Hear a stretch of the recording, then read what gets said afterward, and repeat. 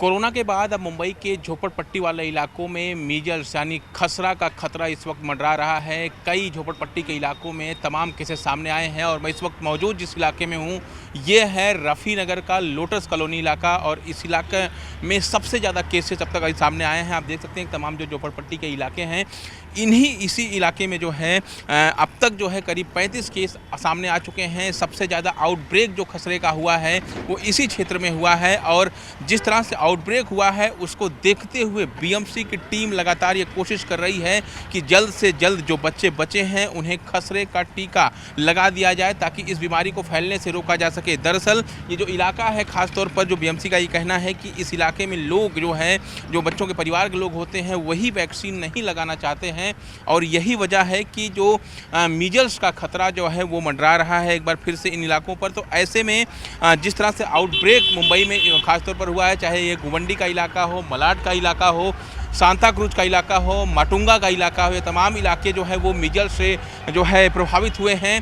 और इसी को देखते हुए क्योंकि बड़े स्तर पर एक आउटब्रेक हुआ है तो सेंट्रल गवर्नमेंट की एक मेडिकल टीम मुंबई आने वाली है और उन इलाकों का दौरा करेगी जहां पर इस तरह का आउटब्रेक मीजल्स का हुआ है। और ऐसे में इसको देखते हुए सेंट्रल गवर्नमेंट की टीम जब यहां पर पहुंचेगी तो क्या इंस्ट्रक्शन स्टेट मेडिकल टीम और बीएमसी को दिए जाते हैं इस बीमारी को आगे बढ़ने से फैलने की रोकने के लिए, और ऐसे में देखना ये काफ़ी अहम है। लेकिन जिस तरह से क्योंकि मुंबई में झोपड़पट्टी के इलाके बहुत सारे हैं, चाहे वो धारावी का ले लीजिए, गोवंडी ले लीजिए, मानकोट ले लीजिए या फिर सांता क्रूज में आप चले जाइए या फिर जो माटुंगा का इलाका है वहाँ चले जाइए, इन्हीं इलाकों में खास तौर पर ये तेज़ी से बढ़ रहा है और इसी तेज़ी से बढ़ते देखते हुए सरकार की चिंता बढ़ रही है। और यही वजह है कि जो तमाम इलाके आपको नज़र आ रहे हैं ये जगहों पर जगह जगह जाकर बीएमसी की टीमें कैंप लगा रही हैं और कैंप लगा के जो खसरे की वैक्सीन है उसको लगाया जा रहा है। बच्चों को लोगों से अपील की जा रही है कि जिनके घर में बच्चे हों वो जो है यहाँ आकर वैक्सीन कैंप में लगवा लें। अलग अलग जगहों पर कैंप लगाए जा रहे हैं हर दिन बीएमसी की तरफ से, क्योंकि अगर ये वायरल की तरह बढ़ता गया तो फिर मुश्किलें बढ़ जाएंगी। जिस तरह कोविड के दौरान स्लम के इलाके काफ़ी अफेक्टेड हुए थे और ऐसे में अगर खसरे का खतरा बढ़ जाता है तो मुसीबतें सरकार के साथ साथ लोगों की भी बढ़ जाएंगी। बीएमसी के हेल्थ ऑफिसर मंगला गुमारे हमारे साथ हैं। मंगला जी, गोवंडी में 3 बच्चों की डेथ का मामला सामने आया है। माना यह जा रहा है कि मिसलेस जो बीमारी है उसके चलते उनकी डेथ हुई है। क्या उनमें सिम्टम्स थे? ये जो बच्चे थे एक फैमिली के 2 सिबलिंग्स हैं, मतलब 2 भाई थे और एक उनके कजिन ब्रदर ऐसे थे। तो इनमें क्या हो गया, ये जो एक पेरेंट के 7th बर्थ ऑर्डर और 8th बर्थ ऑर्डर, ऐसा मतलब उनके फैमिली में 10 बच्चे हैं, उनमें से 7वां और 8वां बच्चा था शायद।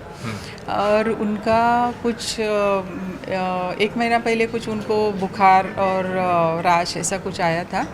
उन्होंने उनका कुछ माल न्यूट्रिशन के भी इश्यूज सामने आ रहे। तो अभी ये जो डेथ हुआ है, एक का डेथ हॉस्पिटल में हुआ है, वहाँ से कॉज ऑफ डेथ हमको मिला है, सस्पेक्टेड मीजल्स बोला है, मगर वो बाकी के भी सारे रीजंस हमको देखना चाहिए क्योंकि प्रोटीन एनर्जी माल न्यूट्रिशन या जो माल न्यूट्रिशन के अलग अलग स्टेटस हैं वो भी हमें देखने पड़ेंगे। और दूसरे 2 बच्चे जो है, एक का घर में ही डेथ हो गया है तो उनको शायद किसी प्राइवेट डॉक्टर ने एक सर्टिफिकेट दिया है, और एक बच्चा है उनका हॉस्पिटल में जाते समय डेथ हुआ है, ऐसा कुछ है। तो ये सारे बच्चे जो है उनका हम लोग वैक्सीनेशन का स्टेटस हम लोगों ने देखा तो बच्चों का वैक्सीनेशन नहीं हुआ है। तो ये मैं सबको बताना चाहती हूँ कि अभी मुंबई में या महाराष्ट्र में थोड़े मीजल्स के केसेस हैं जो बढ़ते हुए नज़र आ रहे हैं। कहीं कहीं आउटब्रेक नज़र आ रहे हैं। आउटब्रेक मतलब हमें अगर संशयित 5 भी एक जगह पे कुछ ऐसे केसेस मिलते हैं, फीवर विथ रैश, तो उसे हम लोग आउटब्रेक बोलते हैं। ऐसे केसेस हमें मिल रहे हैं। तो मैं सबको अपील करना चाहूँगी कि देखिए, मीजल्स के 2 टीके लगते हैं, एक 9 महीने के बाद और दूसरा 16 महीने के बाद। तो ये टीके लगवाना बहुत ज़रूरी है। अगर मीजल्स है और बच्चे का न्यूट्रिशनल स्टेटस अच्छा नहीं है या कुछ मीजल्स का बढ़ जाता है खतरा, तो आगे जाके बहुत कॉम्प्लिकेशन हो सकते हैं। इसलिए मीजल्स के टीके लेना बहुत ज़रूरी है। ये सारे टीके हमारे सारे हेल्थ पोस्ट में, डिस्पेंसरी, आरोग्य केंद्र, दवाखाना, हर जगह पर उपलब्ध है। तो ये लेना बहुत ज़रूरी है। हाँ ये मैम, गोवंडी की बात करें तो गोवंडी में अभी तक अगर सितंबर लास्ट से लेकर अक्टूबर की बात करें तो 22 से 23 केसेस सामने आए हैं। ओवरऑल मुंबई में क्या केसेज किन्हीं और इलाकों में इस तरह से हैं? नहीं, वो जो एम ईस्ट वार्ड की हम लोग बात कर रहे हैं तो वहाँ पर कुछ 29 केसेस अभी तक कंफर्म हो गए मीजल्स के। वैसे ऑल ओवर मुंबई हमारे यहाँ पर कुछ 70-80 केसेस हमें मिले हैं और उसमें से हम लोग देखते हैं कि बहुत सारे लोगों ने वैक्सीनेशन नहीं लिया है।